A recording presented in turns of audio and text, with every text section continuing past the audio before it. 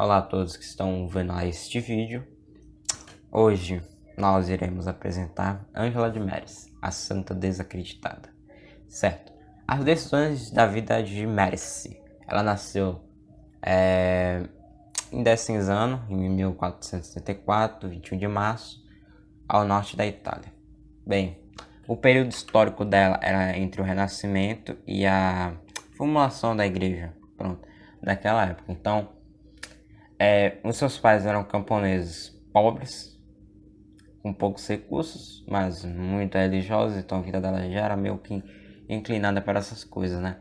Ela sempre preferia a leitura de santos, devido a dessas peças tão importantes dentro do contexto religioso. Então, de fato, sua aprovação começou muito cedo a ela, porque ela ficou órfã de seu pai aos 10 anos de idade e logo em seguida ela perdeu a mãe e a irmã. Então, era uma vida complicada de Médici, né? Ela teve muitas dessas dificuldades de convivência, porque pronto, né? Ela perdeu entes queridos da vida dela. Então, é meio triste porque quando ela vai ainda morar com o tio, ela consegue ingressar em um convento, só que cerca de 7 anos, 6, 7 anos depois, o tio dela também já morre. Então, ela ficou sozinha no mundo, né? Realmente foi difícil. Aí ela decidiu entrar para a Ordem Terceira de São Francisco de Assis, que era uma ordem muito importante, né? Visto o local e o contexto da época.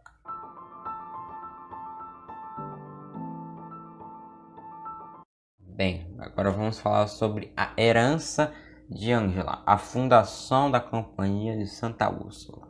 Bem, como o nome indica, foi uma herança mesmo de Médici para as futuras mulheres que viriam após ela no século seguinte, porque a fundação dela foi extremamente importante para o reconhecimento das mulheres dentro do âmbito religioso, né, das mulheres. Então, Ângela, ela era de uma época em que a educação era privilégio apenas dos homens, ou seja, do sexo masculino, jovens. Então, quem decidiu o futuro das mulheres naquele local específico, naquele contexto histórico, era os homens, ou seja, o pai, o marido, ou qualquer outro que tivesse influência na vida dela, ou na escolha dela, como era o prelado, né? Que era um alto escalão da igreja, das igrejas, católicas.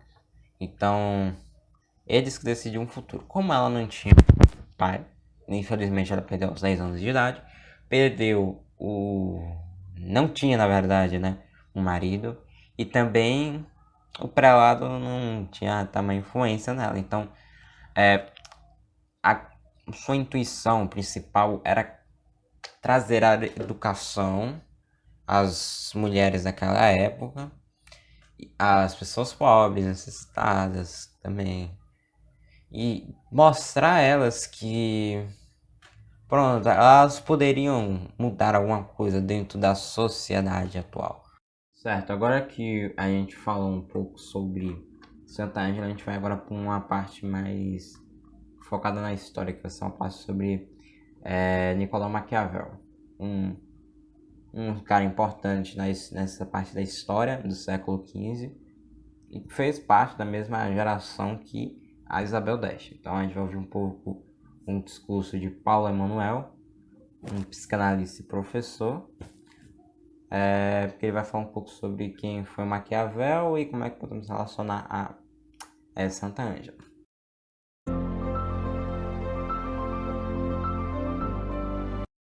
Bom dia, professor Paulo. Falando um pouco sobre agora a Ângela de Meris, o senhor pode citar um filósofo daquela época?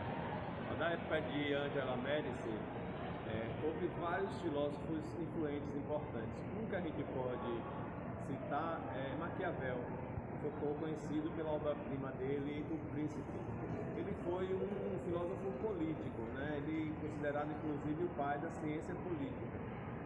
E ele abordava as questões políticas da época, ele tentava, através da política, encontrar soluções para a Itália, o país dele, né? e não era unificado. Santa Ângela foi por outro caminho, né? Ela foi pelo caminho religioso, o caminho místico, numa tentativa de apaziguar também poderosas cidades opostas. Eles fizeram coisas parecidas por caminhos diferentes. Ele através da filosofia política, ela através da religião.